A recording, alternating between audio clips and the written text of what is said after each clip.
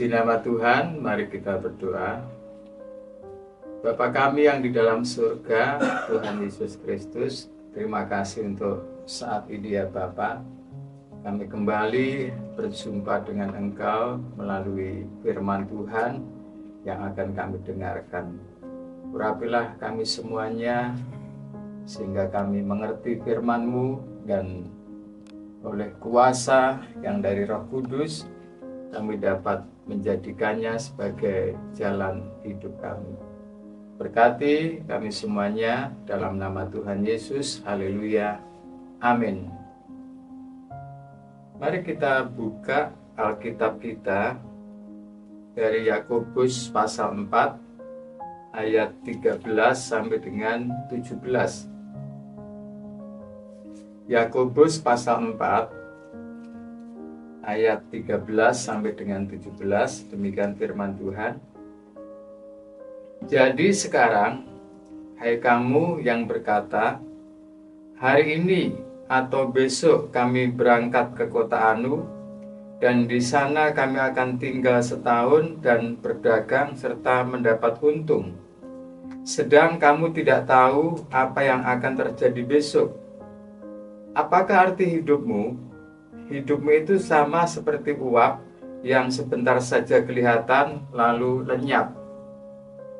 Sebenarnya kamu harus berkata, jika Tuhan menghendakinya, kami akan hidup dan berbuat ini dan itu. Tetapi sekarang kamu memegahkan diri dalam congkakmu, dan semua kemegahan yang demikian adalah salah. Jadi, jika seorang tahu bagaimana ia harus berbuat baik, tetapi ia tidak melakukannya, ia berdosa. Bapak Ibu Saudara dikasih Tuhan, melalui ayat-ayat yang kita baca, firman Tuhan pada saat ini diberikan tema melibatkan Tuhan dalam seluruh hidup kita. Kita perhatikan judul perikopnya, jangan melupakan Tuhan dalam perencanaan. Nah, perencanaan itu salah satu bagian dari keseluruhan hidup kita. Nah, kalau kita ambil kalimat ini secara positif, maka temanya adalah melibatkan Tuhan dalam seluruh aspek hidup kita. Melibatkan Tuhan dalam seluruh aspek hidup kita. Nah, perenungannya bagi kita, mengapa kita harus melibatkan Tuhan dalam seluruh aspek hidup kita? Melibatkan Tuhan dalam seluruh aspek hidup kita, dengan lain kata, kita setiap hari harus berjalan bersama dengan Tuhan. Setiap hari kita mengandalkan Tuhan, kita bergantung kepada Tuhan.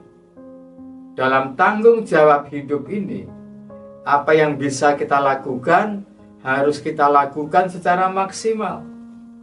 Nah, selebihnya yang di luar kemampuan kita, di luar kesanggupan kita, nanti Tuhan yang akan melakukan bagiannya bagi kita.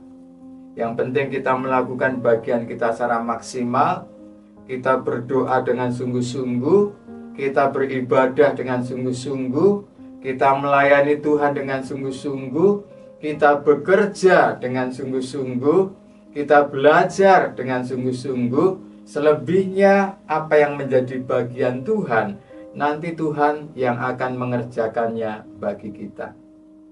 Nah, kita kembali kepada perenungan kita tadi, mengapa kita harus melibatkan Tuhan dalam seluruh aspek hidup kita. Ayat-ayat yang kita baca tadi menjelaskan kepada kita mengapa kita harus melibatkan Tuhan dalam seluruh aspek hidup kita. Yang pertama, kita lihat dalam ayat yang ke-14. Sedang kamu tidak tahu apa yang akan terjadi besok. Yang pertama, mengapa kita harus melibatkan Tuhan dalam seluruh aspek hidup kita? Yang pertama, karena kita ini tidak pernah tahu dan tidak akan pernah tahu apa yang akan terjadi di depan kita. Alkitab firman Tuhan memberitahukan kepada kita, mengingatkan kita bahwa sepintar apapun kita, sehebat apapun kita, setinggi apapun jabatan kita, sekaya apapun kita, Alkitab menyatakan sedang kamu tidak tahu apa yang akan terjadi besok. Apa yang ada di depan kita, kita tidak akan pernah bisa tahu. Dan firman Tuhan juga menjelaskan ada jalan yang disangka lurus, tapi ujungnya menuju maut. Kita tidak akan pernah tahu kehidupan yang ada sekarang ini maupun kehidupan yang akan datang. Satu hal yang kita tahu bahwa semuanya itu dipegang oleh Tuhan. Satu hal yang kita tahu bahwa Tuhan yang berkuasa, yang memegang kendali, Tuhan yang berdaulat atas hidup kita. Tetapi tentang hari esok kita tidak pernah tahu. Kalau bicara kematian, kita juga nggak pernah tahu kapan kita mati. Yang kita tahu, semua kita akan mengalami kematian. Yang kita tahu, pada saat kita mati, kita akan pulang ke rumah Bapa di surga. Tapi kita tidak pernah tahu kapan kita pulang, kapan kita meninggal, kapan kita mengakhiri pertandingan kehidupan kita. Oleh karena itu, firman Tuhan mengingatkan kita, sedang kamu tidak tahu apa yang akan terjadi besok. Itulah sebabnya kita harus melibatkan Tuhan dalam seluruh totalitas hidup kita. Yang pertama, karena kita tidak tahu dan tidak akan pernah tahu apa yang akan terjadi esok hari. Nah, yang kedua, kita lihat masih di ayat yang ke-14. Apakah arti hidupmu? Hidupmu itu sama seperti uap yang sebentar saja kelihatan lalu lenyap. Mengapa kita harus melibatkan Tuhan dalam seluruh aspek hidup kita? Yang kedua, karena kita ini manusia yang fana, manusia yang terbatas, manusia yang penuh dengan segala kelemahan dan keterbatasan. Alkitab menjelaskan hidupmu, hidup kita itu sama seperti uap yang sebentar saja kelihatan lalu lenyap. Kondisi itu yang akhirnya membuat bahwa sesungguhnya tidak ada yang bisa kita banggakan dalam hidup kita ini. Apa yang bisa kita banggakan? Kehebatan kita, kemampuan kita, jabatan kita, kekayaan kita. Bahkan Paulus pun berkata, aku bangga dalam kelemahanku, aku senang dan rela dalam kesukaran, dalam penderitaan. Paulus seorang hamba Tuhan, seorang yang mengasihi Tuhan, yang hidup bersama dengan Tuhan, yang melibatkan Tuhan dalam seluruh aspek hidupnya. Kebanggaan Paulus bukan dalam karunia-karunianya yang hebat, bukan dalam kemampuannya yang hebat, bukan karena spektakulernya dipakai Tuhan, tetapi justru Paulus bangga di dalam kelemahannya. Dan satu-satunya kebanggaan Paulus adalah karena mengenal Kristus. Dan dalam kitab Yakobus juga dijelaskan, yang kedua, apakah arti hidupmu? Hidupmu itu sama seperti uap yang sebentar saja kelihatan lalu lenyap. Kalau kita masak air atau masak beras, kelihatan uapnya. Tapi sebentar, habis itu lenyap. Nah, siapapun kita, mari kita sadari, Alkitab menyatakan bahwa hidupmu itu sama seperti uap yang sebentar saja kelihatan lalu lenyap. Itulah sebabnya sangat penting sekali kita harus melibatkan Tuhan dalam seluruh aspek hidup kita.